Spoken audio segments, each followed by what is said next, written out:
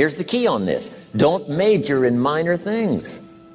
If you take up major time to do minor things, I'm telling you, you'll be behind the curve constantly.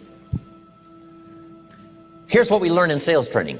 What's major time and what's minor time? Here's minor time, thinking about prospects. Here's minor time, making lists of prospects. Here's minor time, keeping books on prospects. Here's minor time, going to see the prospect. Here's minor time, evaluating the prospect after you've been there. That's all minor time. Here's major time, in the presence of the prospect. That's major time. And if you took a look, if you're in sales and you took a look at a week, you'd say, my gosh, I'm spending 90% of my time on the minor stuff and so little time on the major stuff in the presence of. How many hours in the presence of in my day? How many hours in the presence of during my sales week? Because the time that really counts is in the presence of the prospect. Majors and minors. Here's another key time management essential. Don't mistake movement for achievement. It's easy to get faked out by being busy. Guy comes home at night all exhausted, falls in the chair and says, oh, I've been going. Here's the big question. Doing what? It's not the going. Some people are going, and they're doing figure eights. I mean, their progress is small. So don't mistake movement for achievement. Here's another one in sales we learned. Don't mistake courtesy for consent. If somebody's pleasant and they nod, you say, oh, they're going to buy. No, they're courteous. You can't mistake courtesy for consent.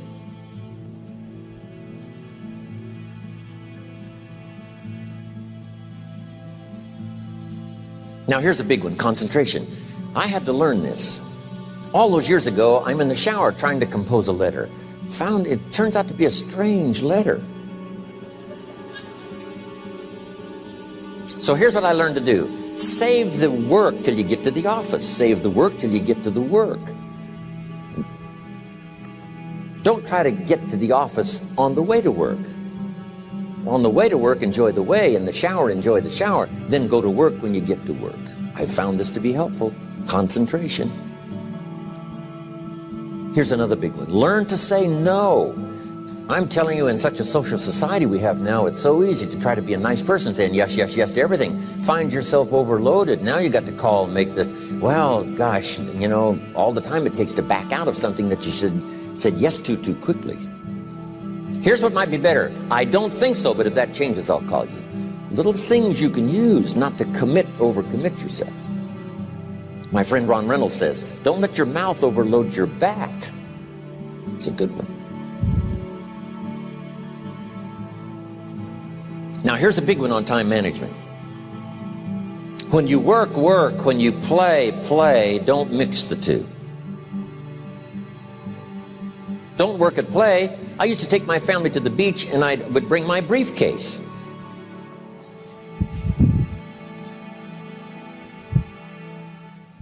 I learned not to do that.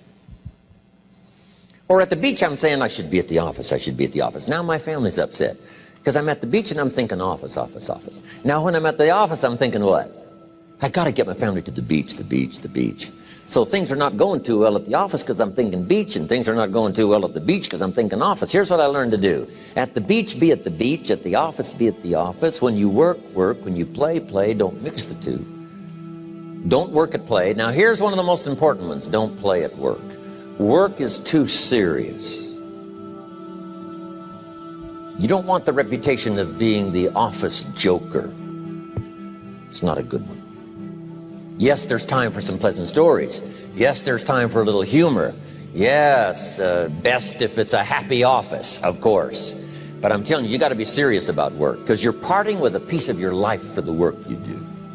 Your work costs you a piece of your life. Here's what it's called. Serious business. Not grim, not unhappy, but serious.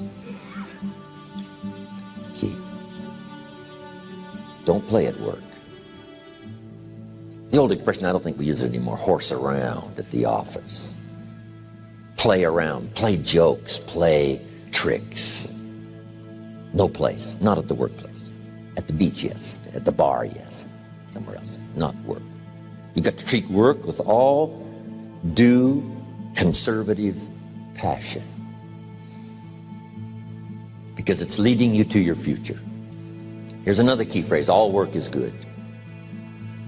You may not like your job, but if it's the stepping stones to get you to where you want to go, you got to appreciate your job. You don't have to have a passion for your job. Here's the ultimate passion: a passion for incredible success in every department of my life. That's the passion.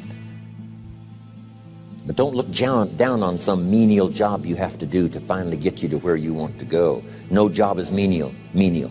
No job is not, no, every job is noble.